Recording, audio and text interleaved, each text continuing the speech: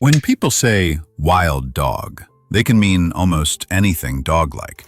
Today, we stick to true canids, the dog family. You'll meet 6 of the biggest names: gray wolf, African wild dog, dhole, maned wolf, Ethiopian wolf, and dingo. For each one, you get the same quick map: where it lives, what it eats, how it hunts, and its main edge. And here's the mystery tying them together.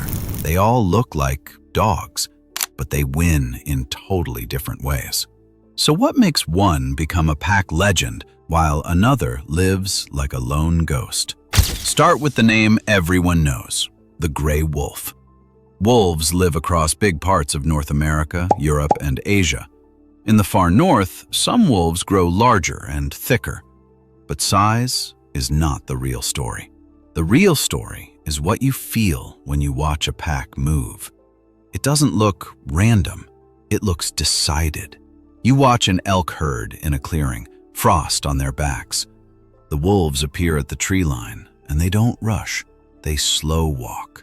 They spread out, like hands reaching for a door, looking for the weak spot. A wolf hunt often starts with one question: who will crack first? Not who is slow, but who makes one bad choice. They push the herd to move. Running costs energy. Turning costs energy. Panic costs energy. Wolves don't need endless speed. They need the elk to spend its fuel first. One wolf presses from behind. Another angles in from the side. A third hangs back, silent, like it already knows where the herd will turn. Then it happens. One elk drifts half a step away from the group, not much, but enough, and the pack snaps from calm to action in one clean wave. That's the wolf edge, a plan that forms while they move. And wolves carry that plan across long miles. They patrol routes, they remember river crossings, they learn the land like a hallway in the dark. But here's what pulls you forward. Wolves feel like control, like order. So the next wild dog feels like the opposite. It feels like pure motion. Because in Africa, one pack doesn't plan slow. It turns the hunt into a sprinting relay, and you can almost hear the ground shaking before you see them. Now drop into Africa. The sun feels sharp. The grass hides everything. The African wild dog, the painted dog, looks like it was made for one job: running. Big ears, lean body, long legs, a coat that looks hand-painted. And its edge is simple to say, but wild to watch: relay speed. The chase starts and it feels messy until you notice the pattern. One dog leads for a few seconds, then slides aside. Another takes the front, then another. No argument, no pause. The prey sees a hunter, and then another, and then another. Like the chase never gets tired, even when the dogs do. They also talk while they run. A head turn, a tiny yip, a hard cut to the left. The pack splits wide, then folds back in. It's like watching a moving net. Those huge ears help dump heat and catch pack calls over tall grass. Out here, hearing can matter as much as teeth. After the hunt, the mood flips. Adults rush back to the den. Pups pour out like bouncing shadows. The pack turns into a loud, chaotic reunion. Pure energy, pure relief. And that closeness is the heart of the painted dog. They run together. They eat together. They move like one story. But that tight bond also means everything in their world spreads fast. Good moments and bad ones. It makes the pack feel like a single flame, bright, fast, and always moving. So if painted dogs win by speed and trust, the next wild dog wins by something heavier. Not faster, not louder, just pressure. A red pack in Asia that can make even big cats rethink a decision. Meet the dhole, the red wild dog of Asia. You find it in parts of South and Southeast Asia, often in thick forests and hills. A dhole is not the biggest canid on this list. But it doesn't need to be, because the dhole's edge is not one body. It's the feeling the pack creates.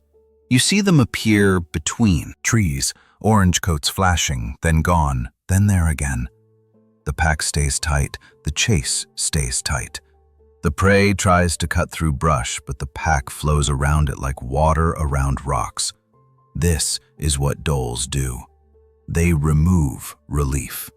No easy turn, no clean break, no calm second to reset. And that pressure can change the mood of the whole forest. Other predators watch.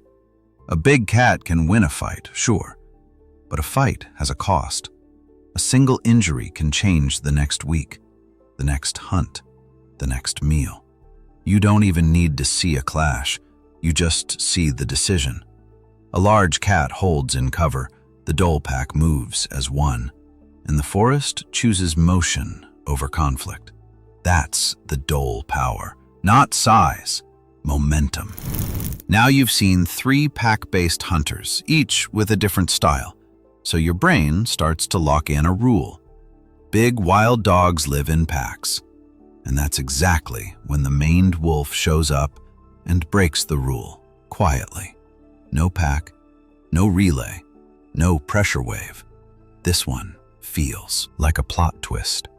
The maned wolf. It lives in South America, often in open grasslands and scrub. It looks like a wolf on stilts, long legs, tall frame, big ears, dark mane. But it doesn't live like a gray wolf. Many maned wolves live alone. And once you picture the land, it makes sense. In open grass, meals can be small and spread out. A pack can turn into too many mouths in the same place. So the maned wolf runs a different life. Solo hunting plus flexible food. You watch it freeze mid-step, ears forward. It listens to tiny movement under grass. Then a fast pounce, clean, sharp, and quiet. No long chase, no pack forming a wall. Just one animal doing a perfect, small job. Then it does something that feels almost wrong for a wolf.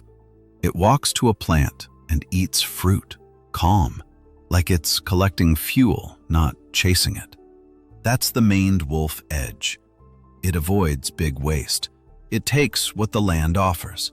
It moves through its world like a patient collector. And there's a mood to it. A lone hunter at dusk feels different than a pack at full speed. It feels quiet, focused, a little distant, like the animal keeps its whole life inside its own head. Now take that feeling, quiet, narrow, intense, and push it higher. Because the next wild dog lives in the mountains, where the world feels smaller, colder, and closer. The Ethiopian wolf lives high in Ethiopia's mountains. It's one of the rarest wild canids you can meet. Up here, the hunt looks different.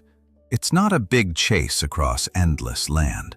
The meals are often small, fast, and hidden, rodents under grass and soil. So the Ethiopian wolf becomes a master of patient focus. You see it stand still for a long moment, head slightly tilted, like it's listening to a secret. Then it steps forward, slow and light, and pounces, fast, clean, over in a second. It repeats that job again and again, not flashy, not loud, just steady skill. And because the setting is so high and open, every movement feels exposed. You feel the wind, you feel the distance. You feel like you're watching an animal that lives on a rooftop of the world. Now you've seen plan, relay, pressure, flexibility, and focus. One last style remains. A wild dog that survives by switching gears whenever it needs to. Australia. Huge space, many habitats, many rules, and one canid that treats rules like suggestions. Meet the dingo. Dingoes live across Australia. Deserts, forests, grasslands, coasts. And their edge is not one hunting style, it's options. The dingo's core power is adaptation. In open land, you see a dingo travel light. It trots like it can do this for hours. It doesn't rush, it scans, it tests the air. Then, a quick burst, just enough to see what the prey does. In another place, the method changes. The dingo uses cover. It shifts time. It moves when it wants to be seen less. It hunts alone when that fits, and it can work with others when that fits. And that's the theme with dingoes. They don't only do one thing. They pick the tool that matches the moment. So now you've met all 6, and if you replay them in your head, you can almost feel 6 different personalities. The wolf feels like strategy. The painted dog feels like speed and trust. The dhole feels like momentum. The maned wolf feels like quiet flexibility. The Ethiopian wolf feels like focus. The dingo feels like switching gears. That brings you to the one idea that makes the whole list click. Here's the big insight. The real superpower of big, wild dogs is not size. It's how they spend energy. Gray wolves spend energy like planners. Test, save, then strike at the best moment. African wild dogs spend energy fast, but share the cost like a relay team. Dholes spend energy as pressure, keeping the pack tight and the prey stressed. Maned wolves spend energy carefully, mixing hunting with easy food when it works. Ethiopian wolves spend energy with focus, doing one job with clean skill. Dingoes spend energy with flexibility, switching styles when the land changes. Once you see energy, you stop asking which one is strongest. You start asking which one fits its world best. And that question makes every hunt clip feel like a story. So that's your fast guide, one by one. Gray wolf, African wild dog, dhole, maned wolf, Ethiopian wolf, and dingo. 6 wild dogs, 6 different answers to the same daily problem. Find food, move smart, avoid danger, repeat.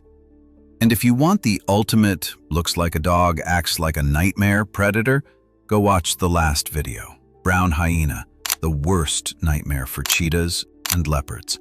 Did you see what happened when it walked into big cat territory and started taking food like it owned the night? Click here to watch.